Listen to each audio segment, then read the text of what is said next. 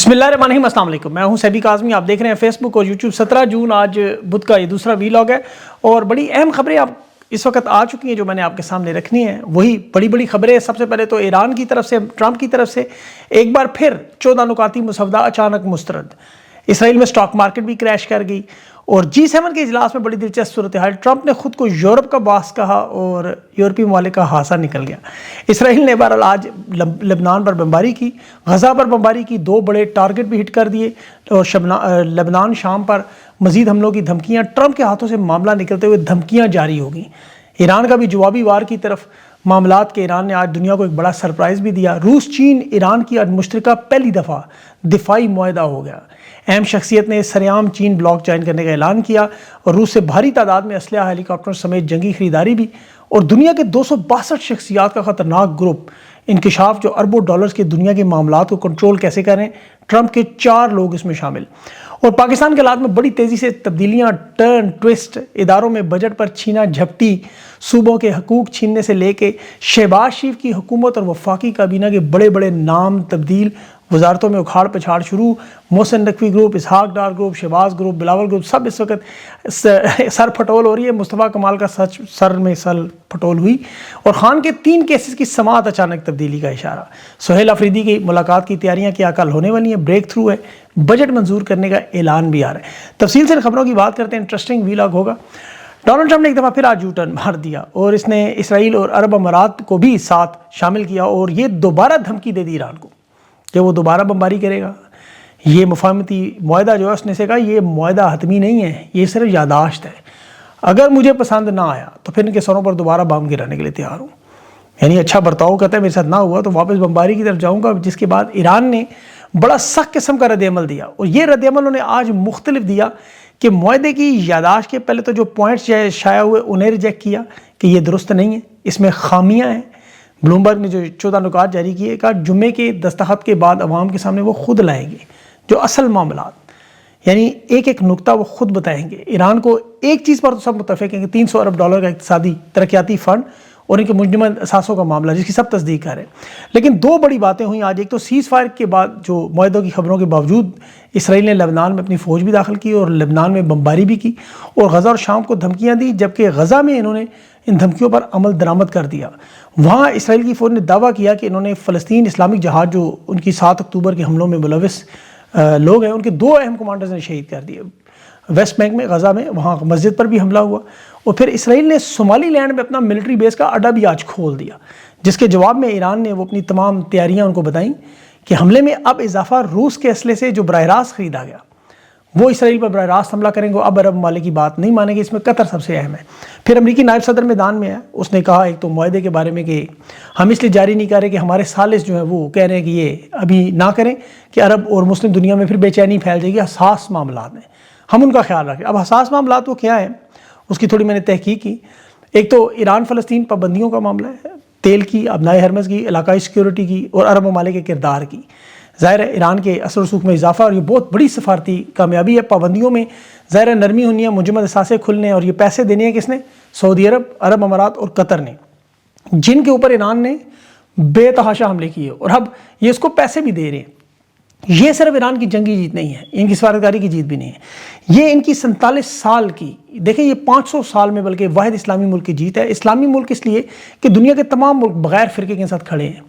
فلسطین کی، لبنان کی جو آزادی چاہتے ہیں مسلمان، جو وہاں میں مار پڑی وہ ختم ہونا دیکھنا چاہتے ہیں، جسے ایک کمزور ملک سمجھ کے انہوں نے حملہ کیا۔ ان بدکردار طاقتوں نے آج ایران دنیا میں ایک نیا گلوبل آرڈر بنا رہا ہے، چوتھی بڑی طاقت تو بنا، لیکن ساتھ جو اب تک دنیا کی بڑے تاریخ دانوں کو سمجھ نہیں آ رہی کہ نہیں ایران کا موازنہ تاریخ میں کس سے کریں، کیونکہ یہ اتنا بڑا کارنامہ کہ 2 ایٹمی طاقتوں کو بیک وقت شکست دینا اور وہ بھی ایٹمی طاقت بغیر ہوئے 65 سال پرانے جہازوں سے امریکی اڈے تباہ کرنا، فدائین مشن کا، یہ ماضی میں ایسے نظر نہیں آیا۔ صرف 2 امپائرز کو جو شکست، رومن اور پرشین، یہ صرف مسلمانوں کا کام تھا۔ اب چین ایران کے ساتھ جو اتحاد، آپ کو پتہ ہے جو بلاک ریاست کا اتحاد، ایران نے آج اس کا اعلان کر دیا ہے۔ ان کے جو محمد باقر غالباف ہیں انہوں نے کہا ہے کہ چین اور ایران کے ساتھ اسٹریٹجک تعلقات میں ہم نے معاہدہ کر لیے اور یہ بلاک سیاست کا انہوں نے ورڈ یوز کیا ہے اور آفیشیلی 3 ممالک ہیں جو معاشی اور دفاعی منصوبے پہ دستخط کریں، ایران، روس اور چین۔ یہ بہت بڑا معاملہ ہے ورلڈ آرڈر کھیل کا، جس میں اب ملٹی پولر اتحاد آپ کو نظر آئے۔ وہ امریکہ والا معاملہ تقریباً ختم ہے۔ اسی لیے ڈونلڈ ٹرمپ اور پھر اسرائیل کے جو آپ کو شدید ترین اختلافات نظر آئے نا، ویسے تو یاد رکھیں ان کا اتحاد بڑا پرانا ہے امریکہ اسرائیل کا، 1960 کی دہائی سے بنا ہوا ہے، 60 سال سے زیادہ ان کا اتحاد ہے، فوجی انٹیلیجنس، سفارتی ٹیکنالوجی، سب کچھ۔ ان کا دشمن مشترک ہے جو ایران ہے۔ اسرائیل امریکہ کے جو مفادات ہیں وہ بالکل ایک جیسے ہیں ایران کے معاملے میں۔ یہ بظاہر جو اختلافات نظر آ رہے ہیں یہ دکھاوا ہے، نورہ کشتی کہہ لیں آپ۔ بین الاقوامی سیاست میں ایک بڑی معروف حکمت عملی ہوتی ہے کہ جب کوئی بڑی طاقت کسی کے خلاف کارروائی کے لیے بظاہر فیصلہ رکھے تاکہ براہ راست ذمہ داری ان پہ نہ آئے، تو پھر دوسرے ممالک سے کام کروایا جائے۔ یہ ہم نے چین کے کیس میں دیکھا ہے، روس کے کیس میں دیکھا ہے، اور اب دیکھیں چین کبھی بھی براہ راست خود جنگ میں نہیں آتا۔ شمالی کوریا اسی لیے ان کے پاس یہ موجود ہے، پورے خطے کو قابو کیا ہوا ہے۔ اب ایران اس وقت روس اور چین کے لیے فرنٹ پہ ہے، امریکہ اور اسرائیل دونوں کو شکست بھی دے چکا ہے، اور جو 109 دن پہلے ممکن ہوتا ہوا نظر نہیں آ رہا تھا، اب اتنی بڑی تاریخی شکست کے بعد یہ لوگ خاموش رہیں، کوئی سازش نہ کریں، ایسا ہو نہیں سکتا۔ ایران میں رجیم چینج، ان کا جوہری پروگرام یا ان پر جو پابندیاں نرم کر کے ایران کو ایک مضبوط طاقتور بنانا، یہ اتنی جلدی ہونے نہیں دیں گے۔ ٹرمپ اسرائیل کے ذریعے معاملہ دوبارہ شروع ضرور کرے گا۔ بظاہر یہ ایک دوسرے پر حملے کرتے نظر نہیں آ رہے، لیکن جس طرح ٹرمپ اور نیتن یاہو کا معاملہ بالکل نون لیگ پیپلز پارٹی والا، جیسے ایک دوسرے کے پیٹ چاک کرنے، سڑکوں پر گھسیٹنے، وہ آپ کو یاد ہوں گی، یہ بالکل وہی چیز ہے۔ لیکن جو ہی عمران خان سامنے آیا آپ دیکھیں وہ کیسے اکٹھے ہوئے۔ تو یہ ٹرمپ اور نیتن یاہو ایران کے خلاف بالکل ایسے ہی اکٹھے ہیں، یہ دہائیوں کا تعلق ہے، روایتی حلیف ہے۔ اس معاہدے کا انہیں بہت بڑا نقصان ہو رہا ہے، بہت بڑا نقصان۔ ٹرمپ نے دیکھیں جو اس معاہدے کا اعلان کیا، تل ابیب کے اندر اسٹاک ایکسچینج بری طرح گر گئی۔ 47 ارب ڈالر کا صرف تل ابیب کی اسٹاک مارکیٹ کو نقصان ہوا ہے۔ اسرائیلی سرمایہ کار جو ان کے شیئر مارکیٹ میں جو ان کی کاغذی پیپر دولت ہوتی ہے، 50 ارب ڈالر کی کمی ہوئی ہے۔ یہ صرف ٹرمپ کے دستخط کے اعلان سے ہوا۔ اب سوچیں جس دن دستخط ہوگا اس دن کیا ہوگا۔ اور یہاں عرب امارات کو بھی بڑا شدید خطرہ ہے۔ آپ کو پتہ ہے عرب امارات یہ پیسے دینے میں ایران کو بڑا سخت اعتراض کر رہا تھا۔ انہوں نے بھی اعلان کیا کہ ہم اب آبنائے ہرمز کو استعمال ہی نہیں کریں گے۔ آبنائے ہرمز چاہے کھلی ہو یا بند ہو، انہوں نے کہا ہمیں فرق نہیں پڑتا، ہم آئندہ کسی بھی اس طرح کے بحران سے بچنے کے لیے جو بیک اپ پلان ہے ہمارا وہ استعمال کریں گے۔ یہ متبادل راستے انہوں نے جو ڈھونڈے ہوئے ہیں، جس میں ان کا آپ کو پتہ ہے حبشان فجیرہ ہے، آئل پائپ لائن سے ابوظہبی سے فجیرہ تک بنائی گئی ہے تاکہ اپنا تیل خلیج فارس کے اندر وہ براہ راست فجیرہ تک پہنچائیں اور پھر آبنائے ہرمز کے باہر لے کے جائیں۔ لیکن ایران نے اسے پہلے ہی آبنائے ہرمز میں شامل کیا ہوا ہے، یہ ایک الگ مسئلہ بنے گا۔ یہ چاہتے ہیں آبنائے ہرمز سے بغیر گزرے ہوئے وہ اپنا تیل لے جائیں باہر۔ بہت بڑا مرکز ہے، یہاں پر بڑے بڑے آئل سٹوریج ہیں، ٹینکرز ہیں۔ انہیں خطرہ ہے ایران فجیرہ کی بندرگاہ کو نشانہ بنائے گا، لیکن ایران نے اسے آبنائے ہرمز میں شامل کیا ہوا ہے۔ اس لیے یہ معاملہ آگے مزید خطرناک ہو سکتا ہے۔ یہ بہت بڑی برآمدات کا تیل کا حصہ ہے۔ انہیں خطرہ ہے ایران نے جس دن بند کی ہم دوسری طرف سے لے کر نکل جائیں گے۔ بہرحال یہ معاملہ میں آپ کو بتاتا رہوں گا۔ پاکستان کے معاملات بڑے زبردست۔ شہباز شریف نے ایک طرف ہتھیار ڈالے، شہباز شریف نے اسحاق ڈار کو بدلا ہے، محسن نقوی کا مطالبہ آنکھیں بند کر کے تسلیم کیا ہے۔ وزیر خارجہ بننا چاہ رہا تھا، اسحاق ڈار نے عہدے کی قربانی دی۔ سالہ صاحب نیا ریکارڈ لگا رہے ہیں، چیئرمین بھی ہیں، سینیٹر بھی ہیں کرکٹ بورڈ کے، اور وزارت خارجہ میں اب عہدہ آپ کو پتہ ہے وزارت عظمیٰ سے پہلے پریکٹس ہے۔ اور نون لیگ اور پیپلز پارٹی کے اندر محسن نقوی کا یہ حال بن چکا ہے کہ وہ اسمبلی میں آئے، باہر ملے، نون لیگ پیپلز پارٹی کے لوگ اس کے ہاتھ چومتے ہیں، ہاتھ چومتے ہیں، جیسا ٹرمپ کے یہ ماضی میں یہ نواز شریف کے ساتھ کرتے تھے۔ اب محسن نقوی نے پتا ہے کہ رشتہ اس کا کیا ہے، محبت عقیدت کہاں تک پہنچی ہوئی ہے۔ اور محسن نقوی کی طاقت کا لیول دیکھیں کہ بجٹ اسحاق ڈار نے بنایا، 1000 ارب کی وزارت دفاع کی کٹوتیاں کی، 500 ارب کا پہلے کھانچہ تھا، اور یہ بجٹ پیش کروایا محمد اورنگزیب سے۔ اب اسے ہٹا کے پھر اسحاق ڈار کو دوبارہ وزارت خزانہ، اور اس میں اہم معاملہ آپ کو پتہ ہے خفیہ اداروں کے 40 سے 50% جو ان کی تنخواہیں ان کے بجٹ میں اضافہ، حکومتی بجٹ سے نہیں، سرکاری فنڈ سے نہیں، جو اضافی الاؤنس ہیں وہ خفیہ اداروں کے جن کا کسی کو پتہ ہی نہیں کس بجٹ سے آتے ہیں۔ اب ذرا سوچیں، یہ 3000 ارب کا بجٹ تو سب کو پتہ ہے، وہ بجٹ آپ کو پتہ ہی نہیں ہے، وہ اسحاق ڈار کے حوالے کیا ہے انہوں نے۔ محمد اورنگزیب سے بہرحال سب کچھ کروا لیے۔ اب یہ بڑی کھچڑی پکی ہوئی ہے، بہت بڑی کھچڑی، دیکھیں سر پٹول ہو رہی ہیں۔ ابھی نون لیگ اور پیپلز پارٹی کے وزراء ایک لفظ بھی نہیں بول رہے تھے ایک دوسرے کے خلاف، اب اچانک کھل کر ایسی باتیں، ایسے پول کھول رہے ہیں۔ وہ پیپلز پارٹی کی وزیر سینٹ میں کہہ رہی تھی شازیہ مری کہ 8 فروری کا الیکشن تحریک انصاف جیتی ہوئی ہے، لیکن حکومت انہیں ملی ہوئی ہے۔ اسٹیبلشمنٹ کا ترجمان وہ جو فیصل واڈا ہے، اس نے تو گدا سور اور امپائر، معاف کیجیے سور نہیں کہا، گدا گھوڑا اس نے کہا، امپائر بھی وہ کہتا ہے ان کا آپ کا پھر بھی نہ جیتے تو ہم کیا کریں۔ رانا ثناءاللہ کہتا ہے کہ یہ 3 لوگ تھے، محسن نقوی، محمد اورنگزیب اور یہ فیصل واڈا، ان دو کو سب کچھ مل گیا، ایسے کچھ نہیں دیا، یہ اس لیے تپا ہوا ہے۔ لیکن حقیقت کچھ اور ہے، پیچھے فیصل واڈا کو ٹھپکیاں دی جا رہی ہیں، اور وہ کیوں کہ دیکھیں ابھی گلگت بلتستان کے الیکشن پیپلز پارٹی کو انہوں نے حکومت دکھائی اور پھر واپس لے لی، نواز شریف کو گلگت بھیجا، وہاں ذلیل کروا دیا۔ اب اسے آزاد کشمیر میں گھسنے کی اجازت تک نہیں دی جا رہی کہ اس کے مودی کے ساتھ تعلقات رہے ہیں، یہاں تک نہ اعتباری ہے.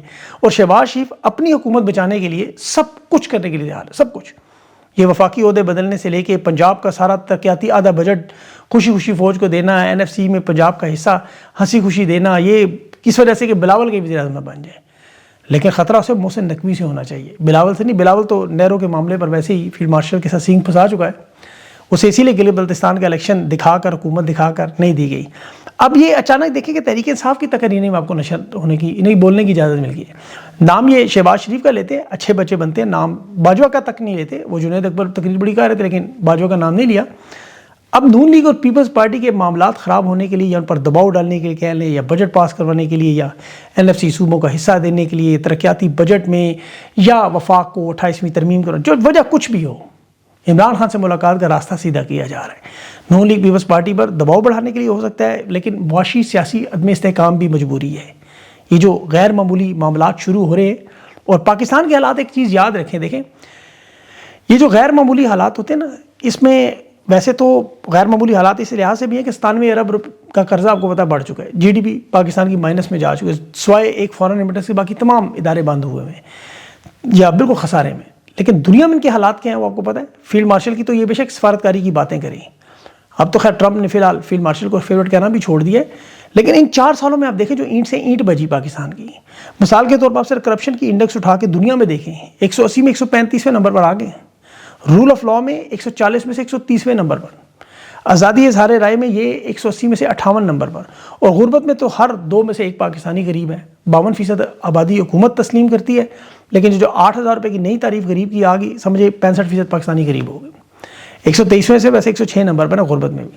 نیچے 3 ملک ہیں صرف ان کے ٹیکنیکلی جو ورلڈ بینک نے جاری کی ہے، وہ تینوں افریقہ کے ملک ہیں. ہندوستان کے ساتھ تو موازنہ نہیں بنتا، وہ 1.5 ارب کی آبادی ہے، اس کے ساتھ کیا موازنہ کریں گے.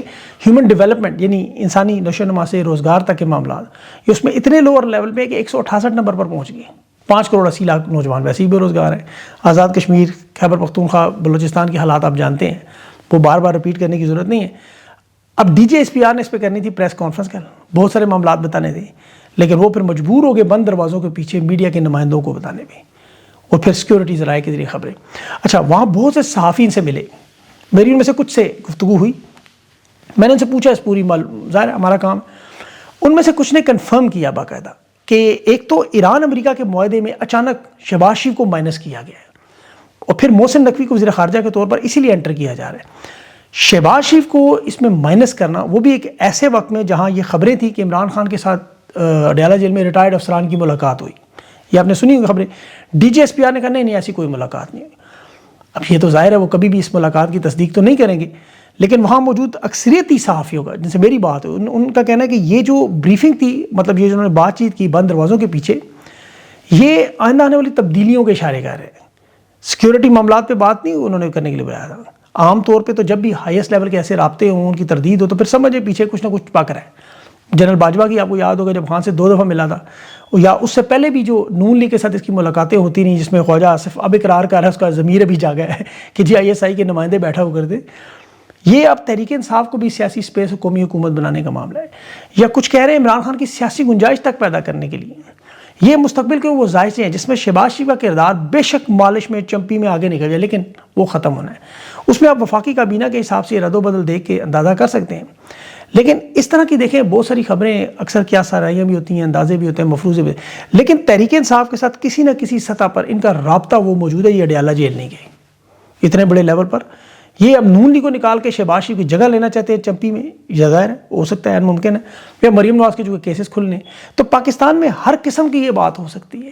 اگر خان کے خلاف عدم اعتماد منظور ہو سکتی ہے، عمران خان صاحب جیسے رہنما کو 7 مہینے قید تنہائی میں ڈالا جا سکتا ہے، میں فالس فلیگ 9 میں ہی ہو سکتا ہے. تو پاکستان کی تاریخ بھری ہوئی ہے اس طرح کے واقعات سے. یہاں تو ڈگی سے چھپ کر آپ کو پتہ ہے اس راستے پر چلنے والے مریم نواز کے اقرار موجود ہیں، ویڈیوز کی مدد سے لے کے لندن پلان اور پھر ریٹائرڈ ہوئے لوگوں کو عہدے پہ لگانا. یہاں تو ایسے ایسے کام ہو چکے ہیں کہ اب کچھ بھی آپ کو کہا جائے آپ تسلیم کر لیا کریں. یہاں تو سب کچھ ہونا ممکن ہے. فرق صرف ایک ہے کہ عمران خان پاکستان کی تاریخ کا واحد شخص ہے جو کسی صورت میں ڈیل نہیں کر رہا. آئین قانون اور اپنے نظریے سے وہ نہیں ہٹ سکتا. یہ تو محرم کے دن آپ شروع ہو چکے ہیں، آپ کو پتہ ہے. عمران خان کو تو نظریہ ہی ہے یزید کی بیعت نہیں کرنی، اور یزید کے ساتھ دیکھیں مذاکرات ہوتے رہے، امام حسین علیہ السلام کے ساتھ یزید نے پیغام رسانی، خطوط، مذاکرات کی کوششیں کی، یزید کے نمائندے جاتے رہے بار بار۔ مدینہ میں جو گورنر تھا ولید بن عتبہ، اس نے پیغامات بھیجے تھے، بیعت کے مطالبے کیے تھے۔ پھر جو کوفہ کے حالات بنے، مسلم بن عقیل کی شہادت ہوئی، کربلا کے واقعات، اس میں یہ یزید مسلسل پیغامات بھیجتا رہا، سفارتی رابطے کرتا رہا۔ کربلا میں عمر بن سعد نے امام حسین علیہ السلام سے گفتگو کی تھی اور بات چیت کی تھی، جس میں امام حسین علیہ السلام نے اسے جنگ سے بچنے کی کوشش کی، گفتگو کے راستے بند نہیں کیے یزید کی، لیکن بیعت، اس کی حکومت کی شرعی اور اخلاقی توثیق قبول کرنا، مذاکرات کو انہوں نے رد نہیں کیا، خون ریزی سے بچنے کی پوری کوشش کی۔ وہ ایک اپنے اصولی موقع سے پیچھے کبھی نہیں ہٹے، اور یہی وہ نظریہ حسینی ہے۔ میں ایران نے آپ کے سامنے دیکھے، بمباری کے دوران، جنگ کے دوران مذاکرات نہیں چھوڑے، تو بات چیت کرنا، پیغامات فیلڈ مارشل کے ذریعے آئیں، شہباز شریف کے ذریعے آئیں، محسن نقوی کے ذریعے آئیں، یہ ملتے رہیں گے، ریٹائرڈ ملے، حاضر ڈیوٹی ملے تو عمران خان جواب بھی دیتا رہے گا۔ معاہدے بھی ہوتے رہے ہیں، تو یزید سے پیغام، مذاکرات، یہ سارے پورے اس کھیل کا حصہ ہے، کیونکہ ہر دور کے یزید کی کوشش ہے یہ بیعت کر لو، آپ نے صرف ان منافقوں کو پہچاننا ہے۔ لیکن اصل میں دیکھیں اب یہ سازش ہے، کھیل ہے، یہ جیسے ٹرمپ کر رہا ہے یا نیتن یاہو کر رہا ہے یا پاکستان میں کام ہو رہا ہے، وہ آپ کو پتہ ہے یا چاہے آزاد کشمیر میں ہو رہا ہے، یہ ہمارے سامنے ہو رہا ہے۔ اب یہ تحریک انصاف کے ساتھ ہو یا عمران خان کے ساتھ ہو، معاملات ظاہر ہے باتیں تو سامنے آئیں گی۔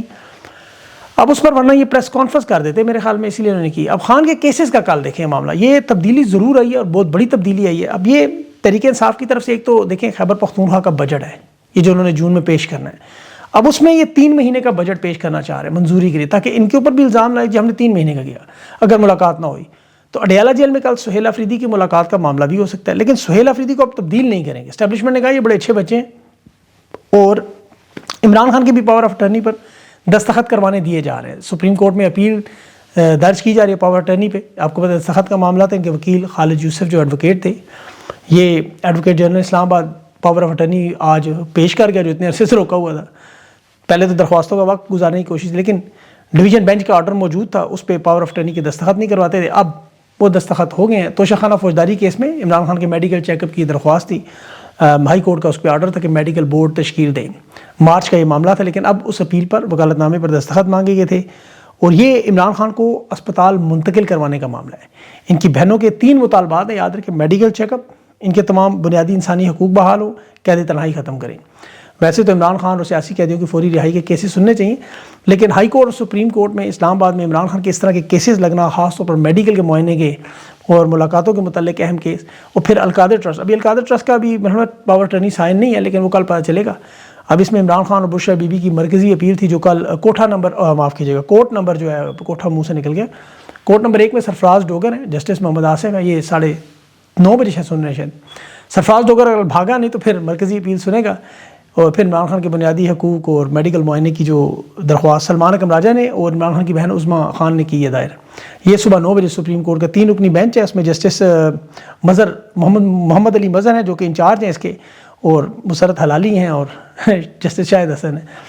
تو ایسے تو اس کوٹ عدلیہ میں معاف کیجیے گا، یہ جو پی ٹی سی ایل کا کیس میں ابھی 3 سپریم کورٹ کے ججز نے ایک فیصلہ دیا جو وفاقی عدالت میں گیا، اور وہاں حاجی امین الدین، اچھا انہوں نے حج کیا، مزے کی بات، سچ مچ کا، ڈی جی صاحب نے بھی کیا ویسے، لیکن جو حاجی امین الدین صاحب ہیں انہوں نے بھی 2 رکنی وفاقی آئینی عدالت کے اندر بینچ بنا کے 3 رکنی سپریم کورٹ کے فیصلے کو ویٹو کر دیا، ملتوی کر دیا۔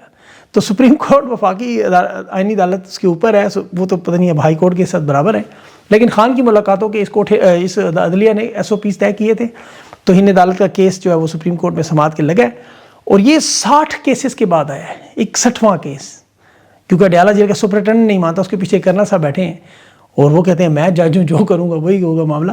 بہرحال ان کے خلاف تو ہند عدالت کا کیس ہے جو اب محمد علی مظہر سنے گا۔ اب تحریک انصاف کے تمام دیکھیں عہدیدار ہیں، رہنما ہیں، ٹکٹ ہولڈرز ہیں، پنجاب کے، ظاہر کراچی وغیرہ دور ہے، راولپنڈی اسلام آباد کے خاص طور پر، یہ ان وکلا کو خاص طور پر، انصاف لائرز فورم والوں کو، ان سب کو اپنی حاضری بنانی چاہیے، اور کھڑے ہوں دروازوں کے پیچھے تاکہ کوئی جج بھاگ نہ سکے۔